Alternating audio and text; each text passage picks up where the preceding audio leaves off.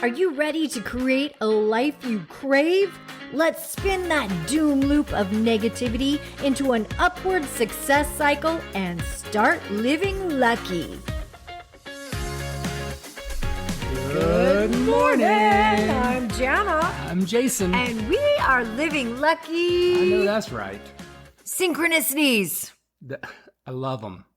I used to call these coincidences. Happenstances. Miracles. Or what the heck? Can what you the believe heck? it? Oh my gosh. That's so weird. Can you believe that just happened? I believe it. Jason believes it. He even expects it. I do expect it. You even look for it. I do. You're like, it's going to happen. So, these things just happen. Ever since our cruise, I actually just start expecting it, and I see them everywhere. Jason sees miracles everywhere we go. Yeah, and I don't take them for granted. Like, since you got me into gratitude, and since our first miracle, the first miracle that I witnessed, I have started just kind of seeing them everywhere, and then leaning into gratitude and being grateful for everything. Gratitude is the ultimate, receivership. Yeah. I agree with you on that. I believe it's saying thank you in advance. And it opens me up to... And it's also saying, I see the gifts that you have already given me. I see what I have and I appreciate it. And I see the gifts that are on the way and coming and just showing up. It's so weird. But when we had that thing happen this afternoon, you said, is that surprising you? And I was like, no, it's kind of like expected and for me. So what Jason's referring to is we have had a day of synchronicities. Yes. It's living lucky is what it is. And I truly believe when you align your desires, and when I say desires, I mean your innermost. It's getting in touch with your soul. It is getting in touch with your spirit self and what your spirit self really, truly wants. Now, on the surface, we may say, oh, I want this. But it's finding out, well, why? Why do you want that? Why? Yeah. Why do you want that? And so it's getting deep down and saying, okay, what are my true desires? What are my desires? And then you align those desires with your everyday decisions and how you're showing up in life, the actions and the choices and every little step that you're taking. So your everyday decisions, so you align your desires with your decisions. And then if you can align that with your divine design, those three things, your desires, decisions, and divine design. When you align those three things, I kid you not, the right people start coming into your little circle. The right opportunities start to just appear out of nowhere. And you know that it is the work of a higher power because it comes out of nowhere. Yeah, it's almost like a mystical, it's magic happening. It is magical. It is mystical. It's living lucky. It is awe-inspiring. Yeah, and it's fun. Jason's like, it's living lucky. Duh. It's fun. He's got this little smirk on his face. You should see him right now. I'm like a kid in a candy store. I feel like a kid on the shoulders of a giant walking through the world just picking out what I want. Okay, so let's tell everybody just a couple of the things that happened to us. So we can go today. back to a couple of podcasts ago where we talk about going through our dance experience where we were nervous about going into the dance experience, but we leaned into it. We overcame the obstacle. We overcame the fear. We overcame some of those doubts and just the thought process of stepping into that, and really just leaned into the experience because we knew that it was fun. We knew that we loved the connection. We knew that we enjoyed this new communication style and the new rhythm of life that we were experiencing with each other. Right. And then that opened up more opportunities. And we actually added the dance into a speaking engagement. Right. and put it in front of our speech. Right. The speech organizer said, you have $1 million speech Right. in front of you. Right. Now, when I asked her, can we up our rates? She said no. But from that, we just went to the national dance competition, which is going on. We weren't competing, but we went for a dress rehearsal.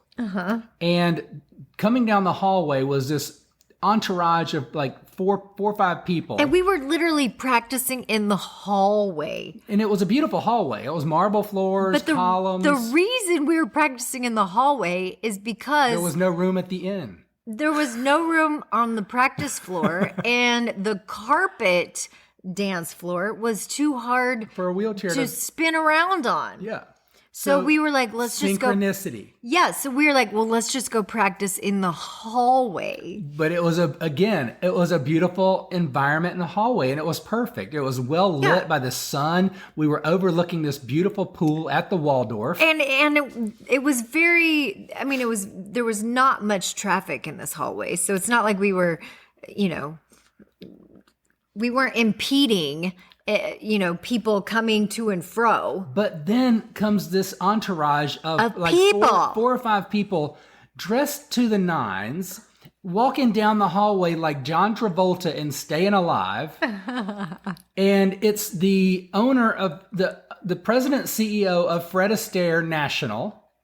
Yes. It's Tony Dovolani from Dancing with the Stars. Yes, which I had just said. In the same podcast that Jason's talking about, I had just said that people from It's Dancing Dovolani, I think. Okay, so Tony Dovolani from Dancing with the Stars. Which last night we watched a movie, and he was in this movie. We watched the movie with Richard Gere called "Shall We Dance." It's and Richard Gere, Jennifer Lopez, and Jennifer Lopez about ballroom dancing, and he was in this movie. And so here he comes walking down the hallway, and he stops to introduce himself to us. The first thing he says is, "There they are," and I was like, who is he talking? Like, we're the ones in the hallway. Who's he talking about? There they are, the people, the couple we've been hearing so much about. We've been talking about. I'm like, you've been talking about us? Oh my gosh! For weeks. I just watched you in a movie last night. Oh, this is so weird. So the president, CEO of Fred Astaire National, Tony Dovolani, and Steven, the premier dance instructor of the area, have which all we had been met talking about us behind closed doors because of what we've been doing in the area and around Florida. And it just felt like such a synchronicity that we happened to run into all of them at because one we were time. dancing in the hallway. And then they said, "Can you give us a private practice?" Yeah, the CEO and president of And so Fred Jason Astaire. and I were doing that was so nerve-wracking. I was like, oh my gosh. So I mean, to you guys, you might go, okay, that might be a little bit of a coincidence. All right. Well, then we get in the car, and I say to Jason, how did that make you feel? And we're talking about the situation, and I'm like, I just need one word of how you felt today in this specific situation. And he gives me the word validated. I felt validated. It might sound conceited, but in my mind, I know all the work that we're putting in behind the scenes. And sometimes when you put in a lot of work behind the scenes and you're not getting a lot of traction in the world. Yes. Getting the validation from the president of a very large organization, a person that you've just watched on a movie and that you've seen on Dancing with the Stars. Who's an expert in ballroom dancing. For 20-something, I think 22 or 23 seasons. Uh-huh.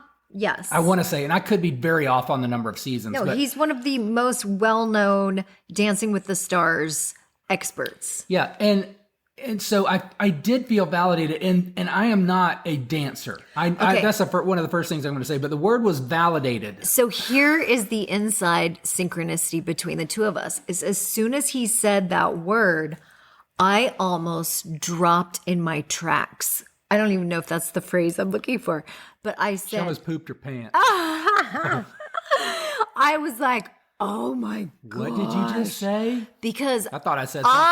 I am in this new class. I'm always taking classes. If you know anything about me, I am always up leveling my. Well, self-improvement is a never-ending journey. I know, and I just enrolled in this financial master class that I'm in, and in it is Paul McKenna, and he is a hypnotherapist, and he talks about limiting beliefs when it comes to financial freedom. And so I am doing this whole master study in finances and limiting beliefs when it comes to your financial well-being. And in it is this exercise. And so yesterday I was doing it, and as I was going through the whole process, it it's a long 2-hour process that I was doing, and it came down to one word. And the one word, in order for me to produce more abundance in my life, came down to one word, and the one word was validity. Validity. Validation.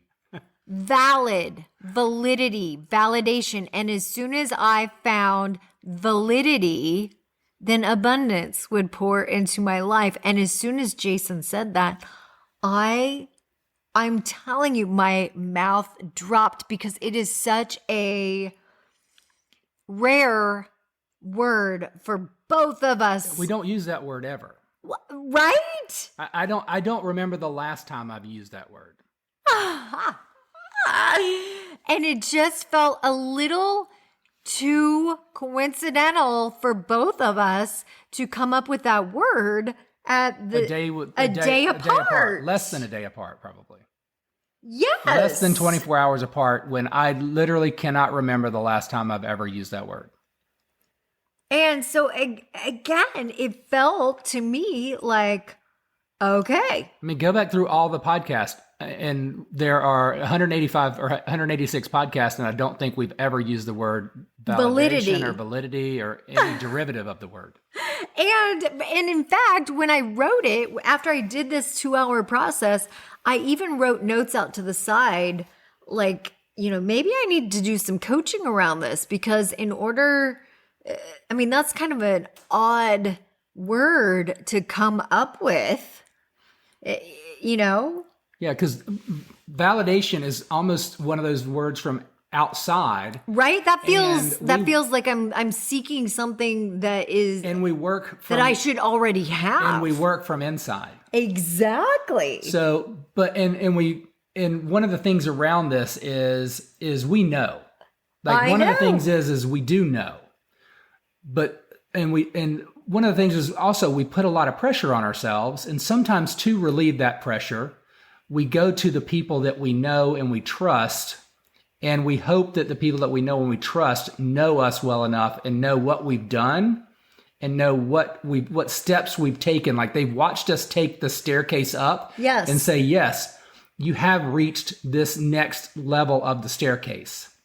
And that's why it's important to have a coach that says, hey, I've watched you make this progress. If you can't see the progress you've made, let me show you the progress you've made. And that's like one of the things that I do with my clients is we do that baseline and say, hey, remember where you were. Let me validate you today, because this is where you were, and just let's remember that, because this is where you are today, and it's amazing. And that's why it's important to, what you're really saying is have a measuring stick. Yes. And when we look back to how far we've come, sometimes when you look forward to where you want to go, the mountain sometimes can seem so daunting. And when you look at the score of the goal that you're trying, I played basketball for so many years. And so, a lot of times I am wanting results. I want to look at the scoreboard. Yeah, and I want to say, yes, I want to know, okay, I'm making progress because I'm scoring baskets. Yeah, but it's still 99-99. But when you're climbing Mount Everest, there's not a scoreboard. So you have to realize, okay, wait a minute. there's different measuring sticks, and the measuring stick is that I'm showing up every day. Yeah. And it was just beautiful having someone that was walking down, like people that we didn't even know. And that's another thing. So there's tremendous validation when there's people that you're impacting and you don't even know. And I would submit that when we go through life every single day, we are impacting people that we have no idea that we're impacting, and everyone is impacting someone they have no idea they're impacting. And just know it in your heart that you're impacting somebody that you have no idea you're impacting, and just rest easy in that at night. I guess what we're really trying to say, because we've gone a little long, and I'm going to try to wrap this up in a nice little succinct button, is that I meditate every single morning. And I feel like I make contact with this infinite intelligence, with something that is bigger. It's an energy that is bigger and better than anything I could possibly imagine. And sometimes that's hard to articulate. And sometimes that is hard to put into words. And every now and then, we just need proof. Because we are operating sometimes on pure faith when we don't have what I was talking about earlier, the scoreboard, and we're showing up every single day. And we know in our hearts, yeah, we're making progress because we're doing the work. We're doing the work. And we know that if we just keep going, we're getting better. You're putting the thoughts out there, the right thoughts out there. You're feeling it. You're putting the right energy out there, and you know that it's coming at you. And we're operating on faith. Like, our time is coming. The reward, the nugget is right around the corner. Can't stop 3 feet from gold. It's here. And every now and then you just have to stop and say, it's here. I'm in it. It's here. And like Jason said, you have to expect it, and you have to seek it. You have to find it. And be in it. Yeah, I love it. I'm living lucky. Woo! We're all living lucky. Synchronicities. They're all around us. We just have to recognize them and believe it, that's what it is. Amen. Validity. Who would have thought? Love it. Have a good day, guys. Talk to you later. If the idea of living lucky appeals to you, visit us at startlivinglucky.com.